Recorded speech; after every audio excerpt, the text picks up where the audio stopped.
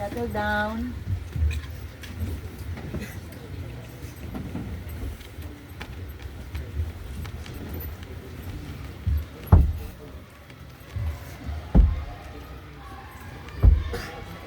Pagpapel, batay sa orihinal na kwento ni Genova and Rosa Maruti.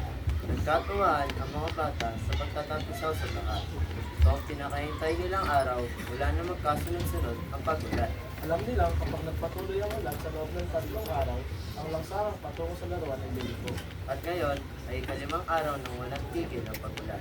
Ilang maliliit na bata ang magpapalutang ng mga bangkang papel.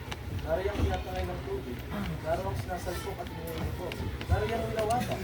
Tuloy ako makakita ng bangkang papel ay nagbabalik sa aking gunita ang isang batang lalaki Isang batang lalaking gumawa ng 3 malalaking bangkang papel. na hindi nga napalutang sa tubig kailanman. Isang batang lalaking nagising sa isang gabi, sa magdagundong nakakabulan. Bagong taon ba? Eh, hindi malalakas na ubong ang sumasalubong sa bagong taon. Ngunit nagunita niya noon ay wala nang ingay na pumapatak mula sa kanilang bubungan. Hindi bagong taon.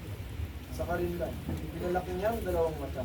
Hindi niya malaman kung alin ang nabundo, kung alin ang biglang pumuno sa bahay, at biglang pagliliwanag. At sunod-sunod ang tila malalaking batong sumugulong sa kanilang bubungan. Ang paggulong ay sinasalwan ng pagliliwanag at pagdidilim ng bahay. Samantala, patuloy ang pagbuhos ng ulan sa kanilang paligid, sa lahat ng dako. Inay,